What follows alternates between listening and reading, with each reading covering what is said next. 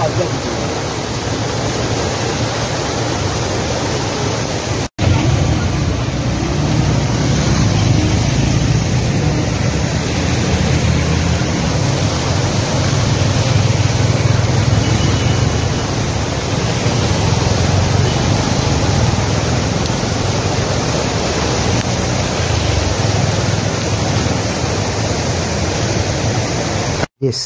oli ku Yugi Update TV kusinzira okubanga otuuliza gwe omukwano gwange yenna ali eyo.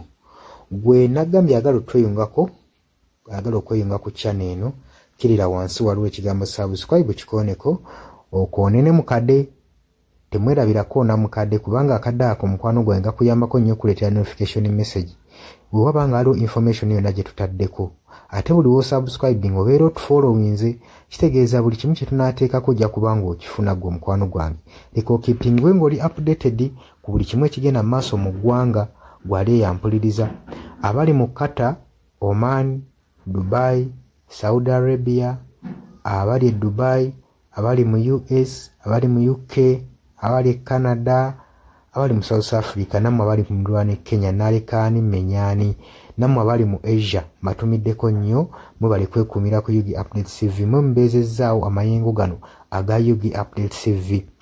Mikwano gyange sola beebaza kinnoomu, wabula nsazeewo nkozese lino eddoboozi ery'ewamu nsobole okubeebaza. Mwebale kuyimirizaawo channel eno, mwebale mwabajja naddala mwabajja mu comment section ne mukomentinga ne muteekako endowooza yammwe ne mutangaaza bannayuganda ku ki ekiteekeddwa ekituufu okukolebwa gwe okusinziira ku ndowooza yo.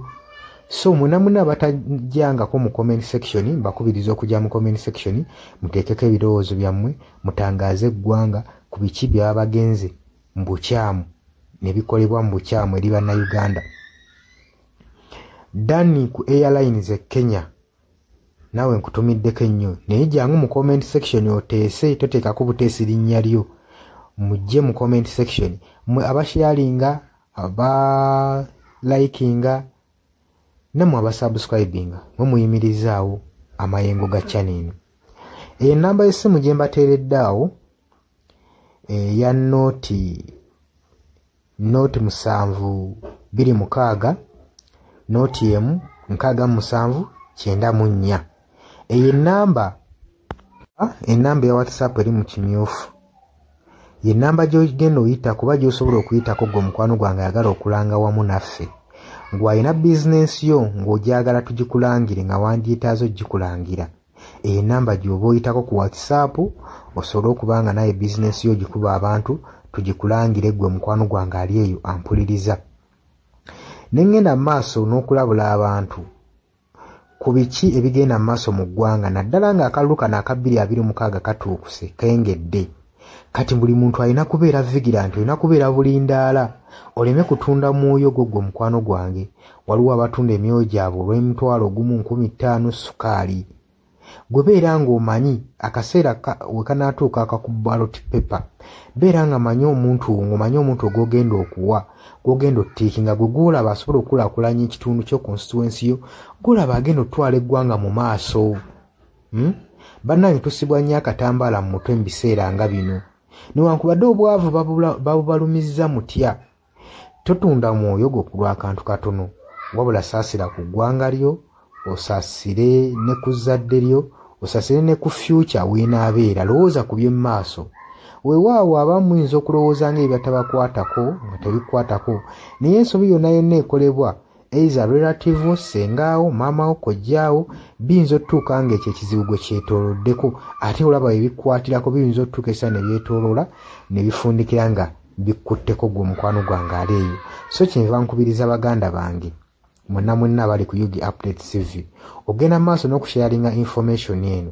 Baganda baffe beebeereremu ate era baleme kutunda mwoyo gwa ggwanga, babeere nga batambulira ku mazima, nga bayimirira ku mazima, nga bayimirirawo ku lw'eggwanga lyaffe erijja mu maaso, ku lwa future y'abantu baffe n'eggwanga lyaffe mu maaso, kubanga buli muntu ekigenda mu maaso kati akiraba.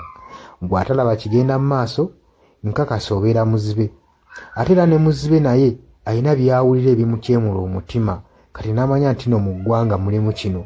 So nkubiriza buli omu obeerera labbayi wa munno osobole okubanga oli kalabalaba w'oyo ku biki ebigenda mu maaso obakubirize n'omubakubiriza waliwo abali mu byalo nga tebamanyi kigenda mu maaso mubaagaliza osubscribinga ku mikutu gino bategere ebigenda mu maaso mu ggwanga lyaffe wakati smartphone zajja gwe mukwano gwange ali eyo wabula mbaagaliza olunaku olulungi mubale kwekumira ku Yugi Updates TV mubatana subscribinga mugere mu maaso n'okusubscribinga mbaagala nnyo era mweraba.